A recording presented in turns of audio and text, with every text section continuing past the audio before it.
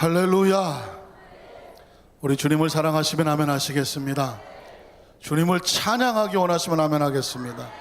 오늘 성가대의 찬양이 아주 대연합 성가대 찬양처럼 하나님 앞에 영광을 돌리고 우리 성도님들 눈치를 채쳐갖고 다른 때보다 아주 뜨거운 박수로 격려하고 하나님께 영광을 돌렸는데, 이 모든 영광을 하나님께서 받으신 줄로 믿습니다.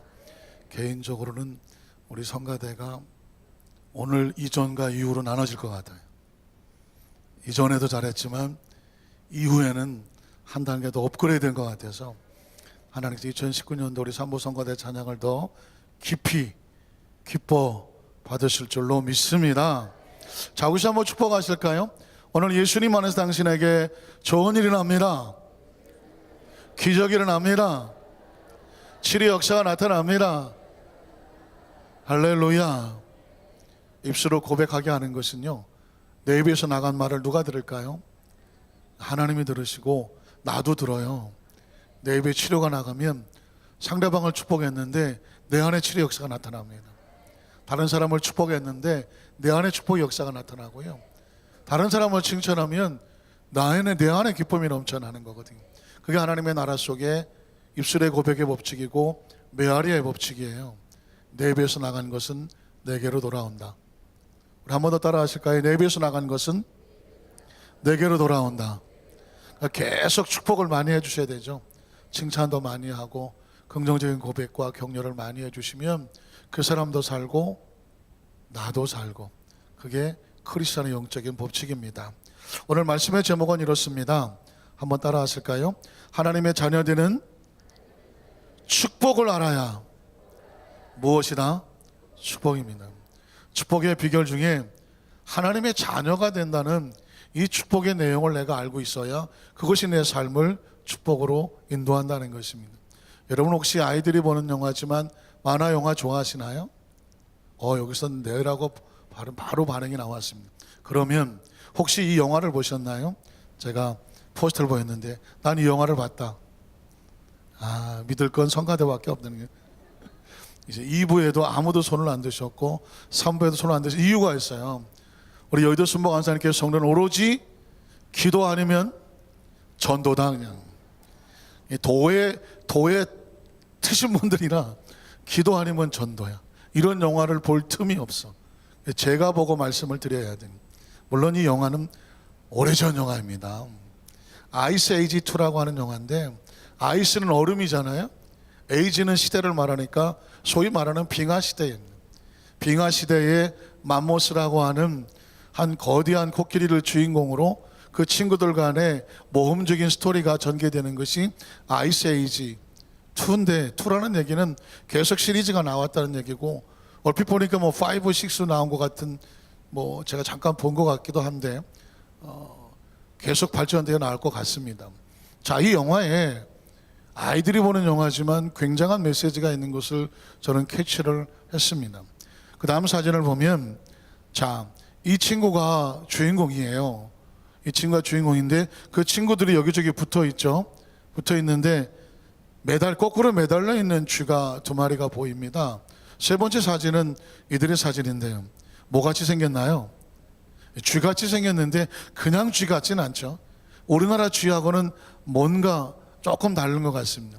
미국에 가면 파섬이라고 하는 쥐가 있는데요, 이 쥐가 거의 고양이 많았습니다.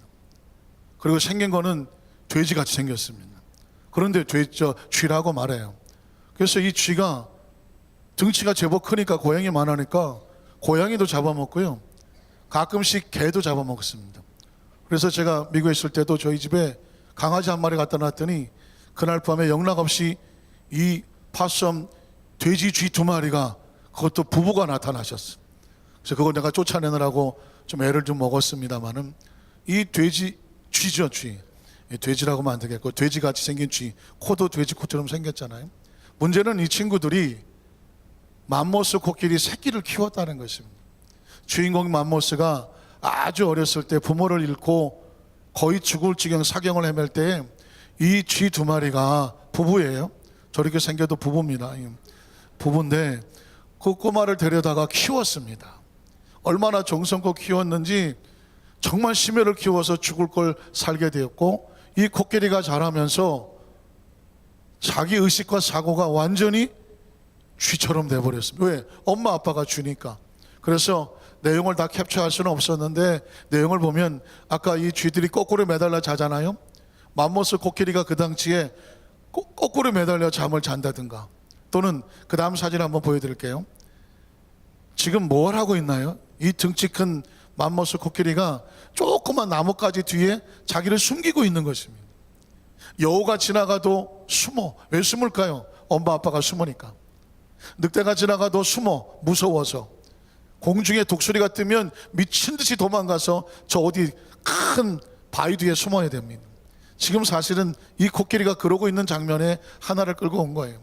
아마 여우가 지나갔는지 몰라요. 무서워서 막 나뭇가지 뒤에 자기를 숨기고 있는 것입니다. 왜 그럴까요? 자기의 정체성을 몰라요. 자기가 맘모스인지를 몰라요. 누구도 자기가 맘모스라는 얘기를 해준 적이 없어요. 맘모스 코끼리는 다른 어떤 것보다 지상 최대의 등치를 가지고 있고, 그가 닳고 있는 뿔이라고 하는 것은 엄청난 무기가 되며, 이 맘모스는 어느 누구도 건드릴 수 없는 최고의 힘을 가진 존재라는 사실을 누구도 말해주지 않았어요. 그는 어려서부터 저 돼지같이 생긴 쥐 틈에 자랐기 때문에 자기를 쥐라고 생각을 해요. 쥐는 여우를 무서워하죠. 늑대는 더 무섭고요. 사자, 호랑이가 지나가면 그냥 사시나무 떨 수밖에 없는 존재라, 공중에 독수리 뜨면 그냥 미친 듯이 죽은 척하고 엎드려져야 돼요. 이런 삶을 살았어요.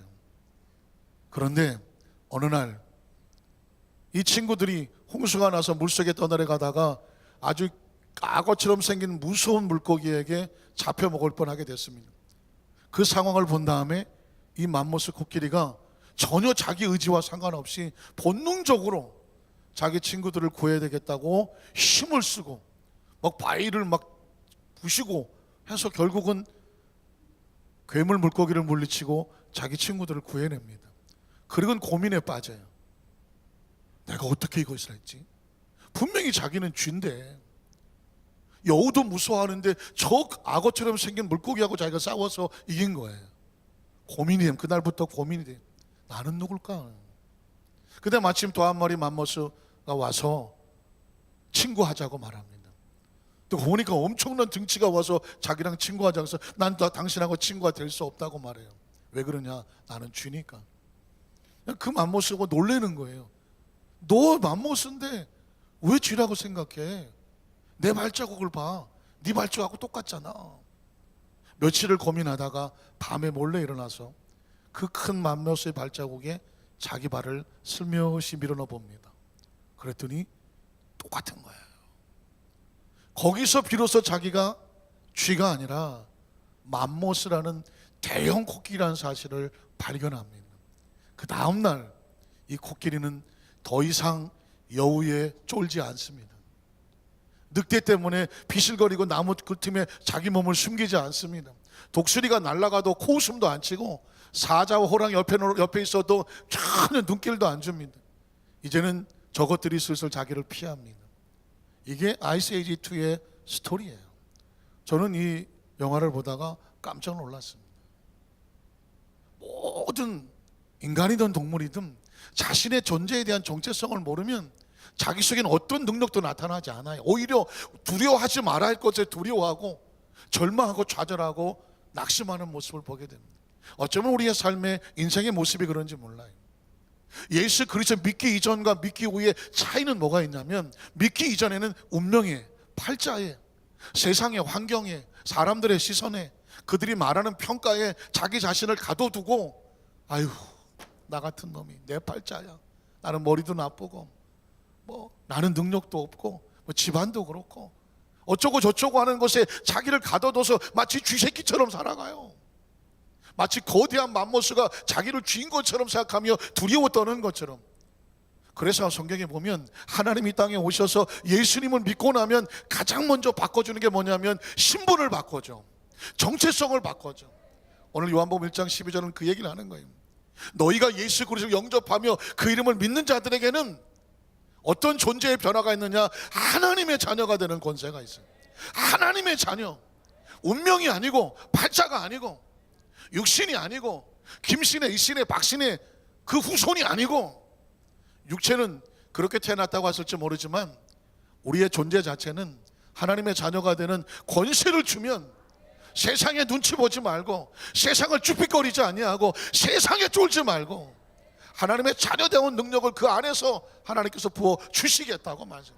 그러니까 예수를 믿고 하나님의 자녀가 되면요, 전혀 다른 차원이 되는 거예요. 전혀 다른 차원이에요. 이런 3차원적인 시간과 공간의 제한 속에서 이곳에 살다가 붙어 살다가 떨어지면 끝이 아니라, 이 차원을 넘어서는 하나님이라고 하는 창조주의 차원에서 시간을 초월하고 공간을 초월하는 하나님의 차원에 하나님과 함께하는 하나님의 자녀들이 되는 줄로 믿습니다. 이게 가지고 있는 사람과 이게 없는 사람은 인생의 삶을 살아가도 의미가 없어요. 아무리 여기서 잘 먹고 잘 살아서 남들보다 뛰어오른다고 할지라도 자신이 하나님의 존재, 자녀라는 존재를 모르면 이게 다인 거예요. 오늘 성경에 보면 하나님의 자녀가 되는 이 축복을, 의식을, 사고를, 정체성을, 자화상을, 셀프 이미지네이지를 가지고 있어야 그 삶을 살아갈 때 내가 이제껏 살아온 삶과 앞으로의 삶이 달라지는 것입니다. 우리는 첫 번째로 하나님은 어떻게 하셨냐면 하나님의 자녀들을 어떻게 만들었냐? 축복된 존재로 만들었습니다. 한번 따라하실게요. 하나님께서는 하나님의 자녀들을 어떤 존재? 축복된 존재예요. 여러분 자신 속에, 의식 속에, 사고 속에 어떤 마음이 있어야 되냐면, 나라고 하는 존재는 철저하게 축복된 존재다. 믿으십니까? 믿으십니까? 굉장히 중요해요. 이제까지 삶을 살아오면서 별의별 소리 다 들었잖아요. 어려서부터 부모님한테 야단 맞은 거, 학교 선생님에게 평가당한 거, 친구들에게 뭐 여러 가지 당한 거, 삶을 살면서 거부당한 것, 시험 받다 떨어진 것, 첫사랑에 실패한 것, 사업하다 무너진 것, 별의별 일이 많잖아요. 이런 것들이 우리 안에 있는 이 셀프 이미지, 마음의 자화상들을 다 긁어내고 상처냈잖아요. 그게 전부가 아니라니까요. 오늘 이 시간 이후에 나는 하나님의 축복된 존재로, 그 어느 것과 비교할 수 없는, 누구도 상처낼 수 없는 하나님의 자녀다. 이 의식이 마음속에 꽉 채워지게 되시기를, 바꿔놓게 되시기를 주님의 이름으로 축원합니다. 성경을 계속 살펴보면요, 복된 존재, 복된 존재, 복된 존재예요.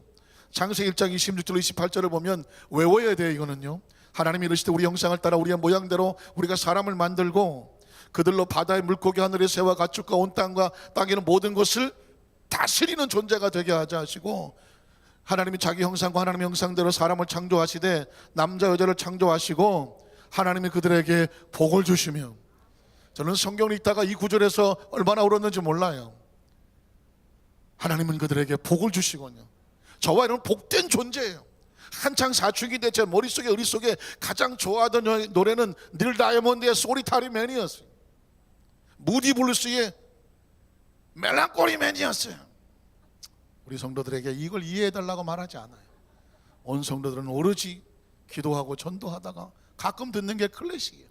우리 같은 세대는 한때 팝송이 전부인 줄 알고 그 노래만 불렀어. 난 외롭고 쓸쓸하고 내 인생은 그래 그렇게 살았어요.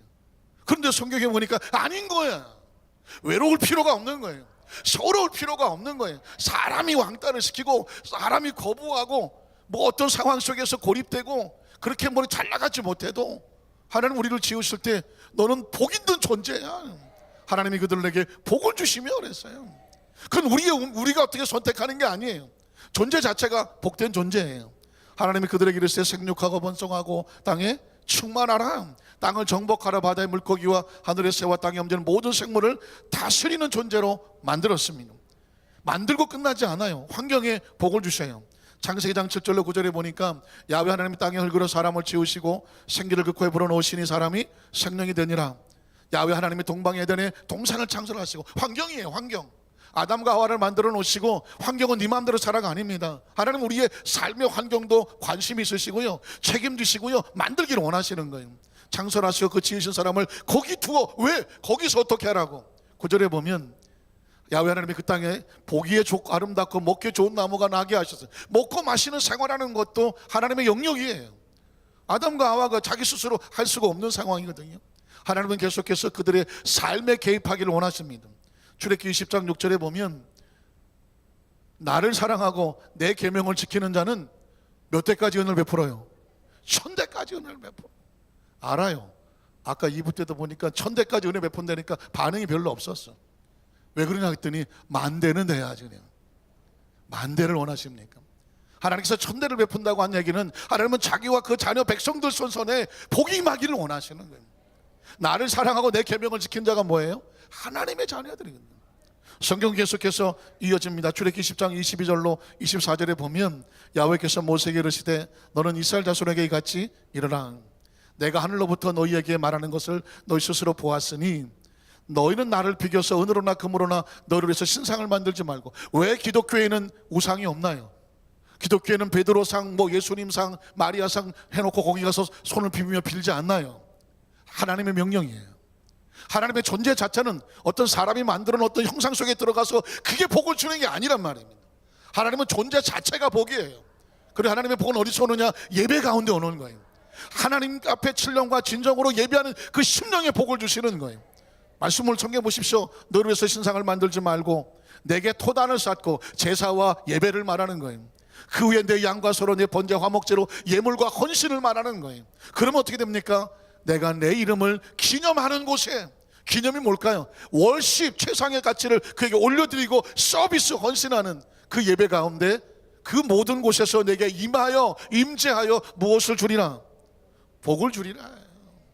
하나님과 우리 사이에는요 관계로 복을 주는 거지 형상과 장소를 따라가서 거기에 복이 많은 것이 아니란 말입니다. 하나님께서 우리에게 그렇게 복을 주시길 원하시죠. 이사야 43장 1절로 4절을 보면 정말 깜짝 놀라야 되는 말씀이 나와요. 야곱아 너를 창조하신 야훼께서 지금 말씀하시느니라. 이스라엘아 너를 지으신 이가 말씀하시느니라. 너는 두려워하지 말라. 내가 너를 구속하였고 내가 너를 지명하여 불렀나니 너는 내 것이라니. 네가 물 가운데 지날 때 내가 너희와 함께 할 것이며 강을 건널 때 물을 침몰하지 못하게 해.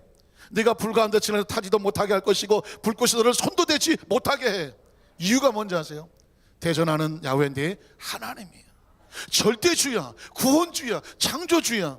이스라엘의 거룩한 이요 내 구원자는. 저와 여러분의 삶의 위기 어려움을 만날 때 하나님은 자기 백성의 위기를 만날 때 내버려 두지를 않아. 손대지 못하게 해. 왜 그런지 아십니까? 그가 우리를 소유하고 있기 때문에 그래요. 4절에 보면 이런 말씀이 나와요. 내가 내 눈에 보배롭고 존귀하며. 눈물 나지 않아요? 한번 따라 하실까요? 내가 내 눈에 보배롭고 존귀하며. 저와 여러분이 보배롭고 존귀하게 생겼나요? 그렇게 생겼나요? 혹시 화면에 비치는 분이 보배롭고 존귀하게 생겼나요? 아멘을 하세요? 이러면 상황이 이상해지는 것인데, 우리는 하나님 앞에 나가서 누가 우리를 보배롭다고 존귀하다고 할 수가 있나요? 놀랍게 그 앞구절을 보면 내 눈에, 하나님이 네가 내 눈에 보배롭고 존귀해 보인다는 거예요. 그래서 내가 너를 사랑한다는 거예요. 혹시 아시나요? 진운의 안경이에요. 진운의 안경인 거예요. 우리가 볼 때는 우리가 보배롭지 않아요. 존귀하지 않아요. 그런데 하나님의 눈에는 우리가 보배롭고 존귀하게 보인대. 이건 못 말리는 거예요. 제가 아이들 그 만화 영화 또 보다 보니까 고슴도치가 사자 새끼를 놓고 놀려. 아이고 눈가는 동그랗게 생겨갖고 아이고 눈이 좀 찢어져야지. 아이고 털 아이고 부드러워갖고 나같이 까칠해야지. 이건 다 자기 관점에서 보는 거예요. 고슴도치는 누가 제일 이뻐요? 지 새끼가 제일 이뻐. 다른 것들은 다 못생긴 거예요. 이걸 관점이라고 말해요. 고슴도치 애미 눈에는 새끼가 제일 이뻐. 나머지는 다 못생겼어. 근데 하나님은 말씀하는 거예요. 저와를 뭘 잘하고 잘나서 뭐가 빛이 나고 윤이 나서가 아니에요. 내 눈에는 네가 제일 보배롭다. 네 존귀하다. 그래서 내가 너를 사랑할 수밖에 없다는 것입니다. 사랑하는 성도 여러분, 그래서 우리가 하나님의 은혜로 이 자리에 와서 하나님을 아버지라고 모십니다. 하나님께서 우리를 보실 때마다 가슴 설레고 견딜 수가 없어요. 탕자가 돼지치기를 하다가 얻어먹지도 못하고 삐쩍 마르고 맨날 돼지똥을 치다 보니 온몸을 돼지똥을 뒤집어 써갖고 냄새 펄펄 나고 거지꼴을 해서 신발짝도 못 입고 허른 이슬을 입고 아버지께로 돌아와요. 그런데 그 아버지가 쫓아가 달려가 그 아들을 끌어안고 울고 입을 맞춰. 온몸에 돼지똥 냄새가 철철 나는데 아버지의 그 코에, 아버지의 손에 돼지똥 냄새가 느껴질까요? 안 느껴질까요? 안 느껴져요. 왜? 내 자식이 살아서 돌아왔어. 그거 외에 다른 건 아무것도 없어요. 자식을 사랑하면 똥 냄새도 귀한 거예요. 형은 옆에서 말하잖아요. 아버지 제정신이냐고. 저런 자식이 돌아오는데 저걸 받아주느냐고. 이씨 나쁜 놈식이요. 근데 여러분, 아버지가 뭐라고 말해요? 얘야, 내 아들이 죽었다가 돌아왔어. 내 아들이. 이건 아비의 심정인 거예요. 아버지는 자식을 다 용서해. 애미의 심정이에요. 애미는, 부모는 자식의, 모든 사람이 손가락질해도 부모는 자식을 손가락질을 못해요. 하나님이 우리를 보실 때에 아비의 심정으로 보시는 거예요. 어머니의 심정으로 보시는 거예요. 하나님께로 돌아오고 그 존재만으로 귀하고 아름답다고 말하는 거예요. 여러분, 혹시 이 찬양을 기억하시나요? 아주 먼 옛날에 하늘에서는 우리를 향한 계획이 있었대요. 그리고 하나님께서 바라보시고 뭐 했다고 했을까요? 좋아, 아주 좋아. 그래서 제가 이 찬양을 할 때 이걸 해요. 잘 안 들리나? 성가대 보고, 우리 성도들 보고 한번 해봐요. 이거 할 일 별로 없잖아. 이거. 여러분, 이따가 이 찬양을 한번 해볼 텐데요, 바라보시고 좋아 할 때 이거 한번 하세요. 찬양 한번 하겠습니다. 아주 먼 옛날, 아주 먼 옛날 하늘에서는 당신을 향한 계획이 있었죠.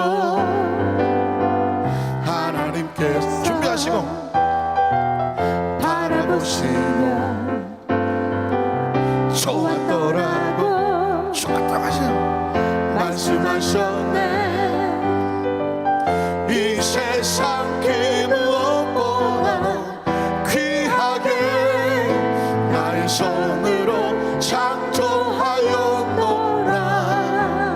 내가 너로 인하여, 내가 너로 인하여 기뻐하노라.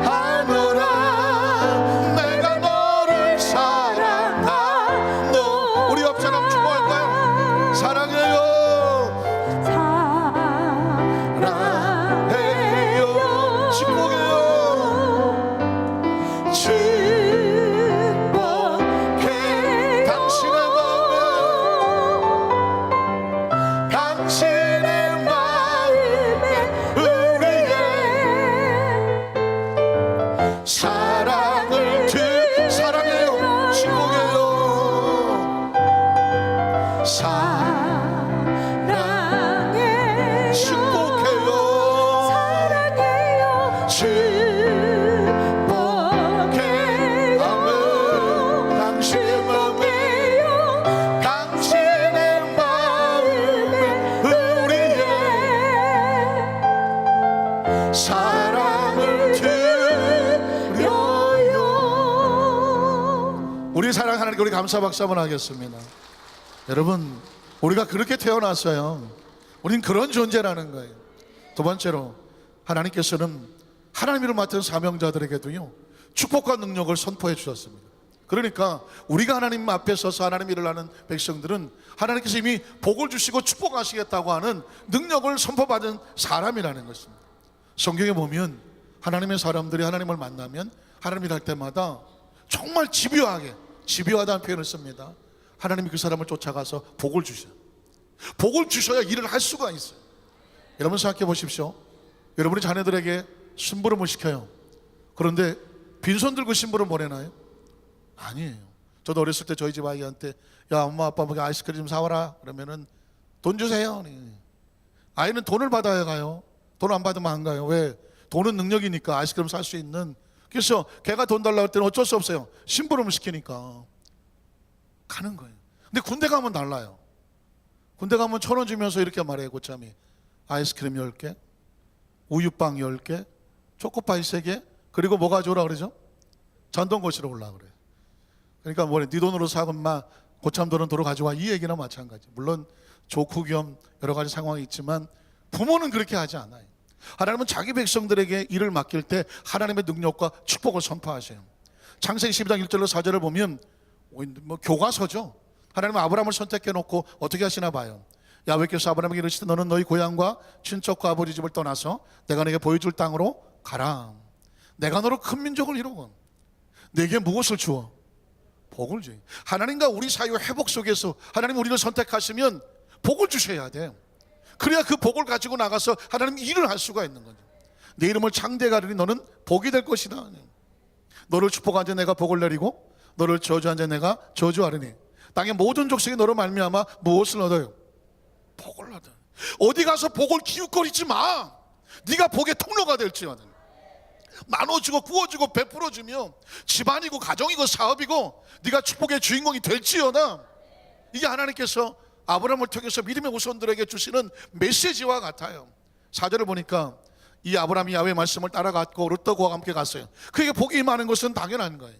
자, 그러면 창세기 15장 1절에도 보면 아브라함을 또다시 만나요. 또다시 만나면 뭐라고 말할까요? 이후 야훼의 말씀이 환상 중에 아브라함에게 임하여 이르시되 아브라함아 두려워하지 말아라. 앞이 캄캄하냐? 아무것도 안 보이냐? 두려워하지 마라. 왜냐하면 너의 방패는 내가 너의 방패야. 너의 지극히 상급이고 축복이다라고 말하고 있습니다. 그러니까 아브라함을 계속 만날 때마다 하나님은 그 삶에 복을 선포하십니다. 창세기 17장 1절로 2절을 보면 아브라함이 99세 때 하나님이 또 찾아와요. 아브라함이 나타나 그에게 이르시되 뭐라고 말할까요? 나는 전능한 하나님이다. 능력에 부족함이 없은 하나님이다. 어쩌시려고? 너는 내 앞에서 행하여 완전하라. 그럼 어떻게 되는데요? 내가 내 언약을 나와 너 사이에 두어서 너를 크게 번성하게 하리라. 너를 크게 번성하게 하리라. 이건 아브라함이 뭘 해서가 아니라 하나님의 약속이에요. 한번 따라 하실까요? 하나님께서 우리를 축복하시는 것은 하나님의 약속이다. 하나님께서 우리로 약속하시는 거예요. 내가 너를 크게 번성하게 할 것이다. 그리고 창세기 22장 15절로 18절에 보면 그 복이 이루어지는 거예요. 야훼의 사자가 하늘에서부터 두 번째 아브라함을 불러서 이르시되 야훼께서 이르시기를 내가 나를 가리켜 맹세. 하나님은 그냥 기분에 따라 줄까 말까 하는 건 아니에요. 약속하셨기 때문에 맹세하셨기 때문에 맹세하노니 뭐라고 말해요? 내가 이같이 행하여 내 아들 내 독자도 아끼지 아니하였은즉 내가 내게 무엇을 주고 큰 복을 주고. 제가 집요하다고 말하는 게 혹시 틀렸나요? 하나님은 자기 백성을 만나면 아주 집요하세요. 이미 복을 주셔. 복되고 복되을지어다. 네가 복이 될지어다. 내가 너를 크게 번성하게 하고 내가 큰 복을 주고. 그냥 복도 아니에요. 큰 복이에요. 큰 복을 주고 내 씨가 크게 번성하여 하늘의 별과 같고 바다의 모래같과 같게 하리니 내 씨가 그 대적의 성문을 차지할 것이다. 더 내 씨로 말미암아 천하 만민이 뭘 받아야 돼요? 복을 받아야 돼요. 그러니까 하나님은 자기 백성을 복되게 하기를 원하셔. 자기 백성은 하나님 만나면 복을 받아야 돼. 크게 번성해야 돼. 그게 누구의 뜻이에요? 하나님의 뜻이에요. 하나님의 뜻이에요. 주여 여기가 좋사오니가 아닌 거예요. 하나님께서는 계속해서 그 삶을 복되게 하기를 원하시는 거예요. 2019년대 우리의 생각과 상상을 초월하여 말씀 그대로 문자 그대로 크게 번성하고 큰 복이 많은 우리 손을 임하시기를 주의 이름으로 축원합니다. 이유가 뭐냐면 이는 네가 나의 말을 준행했어요. 하나님 말씀의 순종은 축복이 이루어지는 역사가 나타납니다. 자, 그러면 이삭은 어떻게 될까요? 이삭 창세기 26장 1절로 5절에 보면 이삭에게 이런 일이 벌어져요. 아브람 때에 첫 흉년이 들었더니 그 땅에 또 흉년이 들매 이삭이 그랄로 가서 블레셋 왕 아비멜렉에 이르렀더니 야훼께서 이삭에게 나타나요. 하나님이 나타나시면 기대하셔야 돼요. 무엇을 기대하나요? 복을 가져오셔. 복을 가져오셔. 이르시되 애굽으로 나아가지 말고 내가 내게 지시하는 땅에 거주하라. 이 땅에 거류하면 내가 너와 함께해서 내게 무엇을 주고? 복을 주고. 하나님은 자기 백성을 찾아오시면 복을 주신 하나님. 한번 따라 하시게. 복을 주신 하나님. 복을 주신 하나님이에요. 복을 예비하고 와요. 복을 주신 하나님이에요. 자, 그런데 이유가 뭐냐면 내가 이 모든 땅을 너와 내 자손에게 주리라 내가 네 아버지 아브라함에게 맹세한 거예요. 그러니까 이 축복은 나한테 오는 축복은 뭐냐면 하나님께서 아브라함에게 약속한 것을 자자손손 천하 만민이 너로 인하여 복을 받으리라. 우리가 믿음의 후손으로 하면 그 아브라함을 약속하신 것 때문에 우리한테 복이 계속 흘러내려오는 거예요. 맹세한 것을 이루어 자, 내 자손 하늘의 별과 같이 번성하게 하며 이 모든 땅을 내가 내 자손에게 주리니 내 자손으로 말미암아 천하 만민이 복을 받으리라. 이유가 있어요. 5절에 보면 이는 아브라함의 내 말을 순종하고, 아버지가 부모가 하나님 말씀을 순종하고 그 부모가 내 명령과 내 계명과 내 율례와 내 법도를 지켰기 때문에, 아버지가 지키고 어머니가 지켰기 때문에 자식인 이삭이 너에게 이 복을 주리라. 한번 따라 하실까요? 주여, 복 있는 부모가 되게 하여 주시옵소서. 복 있는 부모가 돼야 돼. 복 있는 아버지가 되고 복 있는 어머니가 돼야 돼. 아브라함이 하나님 말씀을 순종했더니 아브라함이 복을 받고, 그 이유 때문에 이삭에게 네 아버지로 인하여 내가 너에게 복을 주리라고 말씀했습니다. 자, 그러면 이삭은 어떻게 할까요? 이삭은 죽기 전에 자기 자식 야곱을 축복합니다. 창세기 28장 1절로 4절에 보면 이삭이 야곱을 불러서 그에게 뭐하고? 축복하고. 부모가 자식을 축복하는 게 중요해요. 왜? 이삭이 받은 복도 자기가 받은 복이 아니야. 아버지로부터 이어진 복이야. 그 복을 받아 누리고 살고 떠날 때가 되면 그 복이 어디로 가야 되냐면 내 자식에게 가야 돼. 그건 무슨 다른 복이 아니라 하나님을 섬김으로 받는 복이에요. 자, 야곱을 불러 그에게 축복하고 또 당부하여 이르되 너는 가나안 사람의 딸들 중에서 아내를 맞이하지 말고 일어나 밧단 아람으로 가서 내 조부 부두엘의 집에 이르러 거기서 내 외삼촌 라반의 딸 중에서 아내를 맞이하라.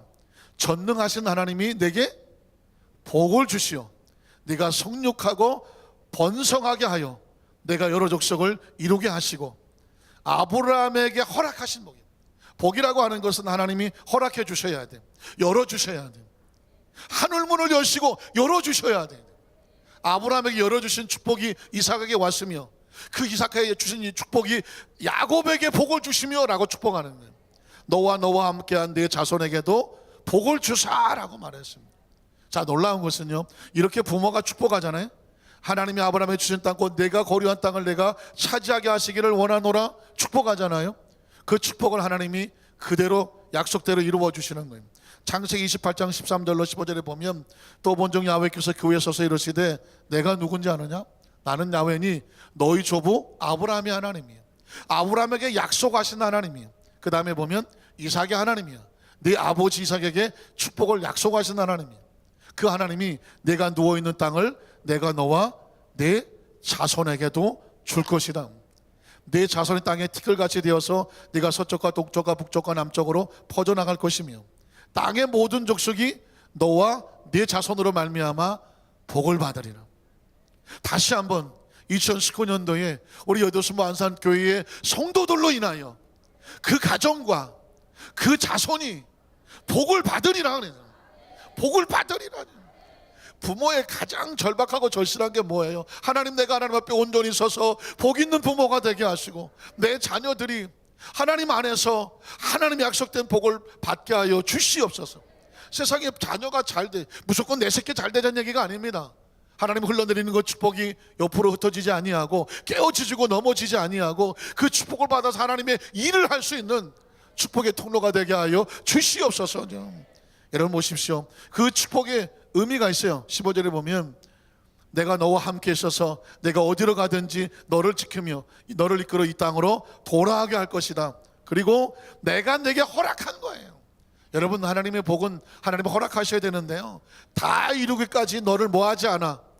떠나지 않아요. 떠나지 않아요. 그걸 다 이루어 주시겠다고 말씀했어요. 그런데 이유가 있습니다. 이사야 49장 14절로 16절을 보면 또 깜짝 놀랄 이야기가 있어요. 오직 시온이, 이스라엘 백성이 또 다른 이름이에요. 어쩌면 우리의 모습일지도 몰라요. 신앙생활 잘 나름대로 열심히 하는데 가끔 이런 얘기하죠. 하나님이 나를 버리셨나? 하나님께서 혹시 나를 잊어버리셨나? 하나님과 거리가 멀어 보이고 왠지 사방이 힘들고 어려워 보여. 그런 이야기 할 수 있어요. 그런데 이 시대에도 그런 얘기를 했어요. 이스라엘 백성들이. 그랬더니 하나님께서 뭐라고 말씀하시는지 아십니까? 그 다음 절에 보니까 여인이 어찌 그 젖 먹는 자식을 잊겠으며. 이 세상에서 가장 위대한 힘 중에 하나가 모성애예요. 그 모성애는요, 아이가 차 밑에 깔리면 차를 움직이기도 하고 떨어진 아이를 붙잡아서 멀쩡하게 살리도 하게, 이건 초인적인 힘이에요. 그럼에도 불구하고 여인이 그 젖먹는 자식을 잊는 경우도 있어. 자기 태어난 아들을 긍휼히 여기지 않겠느냐? 그런데 혹시 잊을지라도, 최근에 보면 여러분 아시는 것처럼 젊은 부부가 막 게임에 중독되다 보니까 아이가 굶어 죽어하는 것도 신경 안 쓰다가 이틀 뒤에 날밤 새고 갔더니 아이가 굶어 죽었어. 이게 참 모성을 뛰어넘는 어마어마한 무슨 유혹들이 있는 거지. 아이를 여기저기 버리기도 하는 안타까운 상황도 벌어져요. 혹시 육신의 어머니는, 육신의 부모는 뭔가 연약함이 있어서 혹시 그런다고 할지라도 나는 어떻게 해요? 나는 어떻게 한다고요? 너를 잊지 아니할 것이다. 나는 너를 잊지 아니할 것이다. 여러분 잊혀져 보셨나요? 버림받아 보셨나요? 거부당해 보셨나요? 때로 왕따 당해 보셨나요? 아무리 시도해도 안 돼서 어떤 무리에서 떨어져 나가서 내가 이 세상에 살아야 되나? 라는 처절한 절박감에 감정의 밑바닥까지 처해 보셨나요? 혹시 어미가 젖먹이를 잃어버린다고 할지라도 너는 기억해라. 나는 결코 너를 잊지 아니하는, 잊을 수가 없고 잊혀지지가 않아. 이유가 뭔지 아십니까? 그 다음 절에 보면 내가 너를 내 손바닥에 새겼고, 내 손바닥에 새겼고. 한번 따라 하실까요? 내가 너를 내 손바닥에 새겼고. 하나님의 손바닥에 새긴 아브라함과 이삭과 야곱, 하나님 눈앞에 항상 있는 거예요. 잊을래야 잊힐 수가 없는 존재예요. 오늘 저와 여러분의 삶의 장 가운데 이제까지 삶을 살아가면서 혹시라도 이렇게 저렇게 실패당하고 내 스스로 이 자존감도 무너지고 아무리 내가 내 자신을 살아보려고 해도 내가 용서가 안 돼. 자기 스스로 자학하고 이게 나 때문이야, 내가 잘못한 거야, 재수도 없고 복도 없고. 혹시 여러분 자신을 자학하고 혹시라도 자존감을 무너뜨립니까? 절대로 그렇게 돼서는 안 돼. 왜냐하면 하나님의 기억 속에 있는 존재요, 하나님의 손바닥에 새겨진 존재요, 하나님은 늘 보배롭고 존귀한 존재야. 하나님은 이렇게 말해요. 괜찮다고 말해요. 한번 따라 하실까요? 사랑하는 내 아들 딸들아, 괜찮다. 다시 시작하자. 난 너를 결코 잊지 아니하며 널 버리지 아니한다는, 네가 내 손바닥에 있다는 거예요. 여러분 혹시 이 찬양을 기억하시나요? 당신은 사랑받기 위해 태어난 사람입니다. 저는 결혼식 때 신랑과 신부가 서로 마주보고 서로 축복하게 하는데 이 찬양을 많이 부르게 합니다.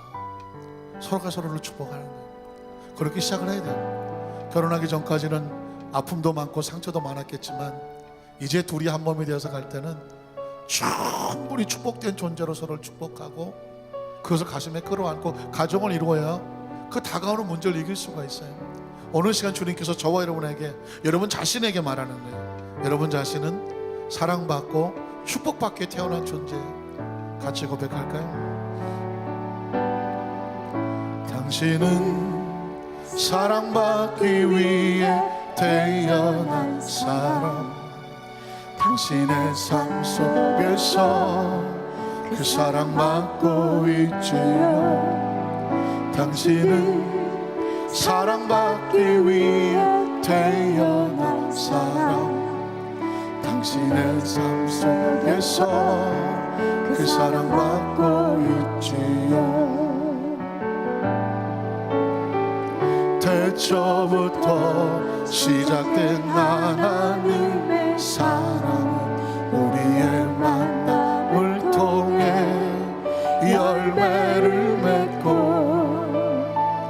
당신이 이 세상에 존재함으로 인해 우리에게 얼마나 큰, 두 손을 가시며 얹으세요. 여러분 자신을 축복하세요. 당신은 사랑받기 위해 태어난 사람. 지금도 그 사랑 받고 있지요. 당신은 사랑받기 위해 태어난 사람. 지금도 그 사랑. 한 번 더 축복해 주세요. 당신은 사랑받기 위해, 당신은 사랑받기 위해 태어난 사람. 지금도 그 사랑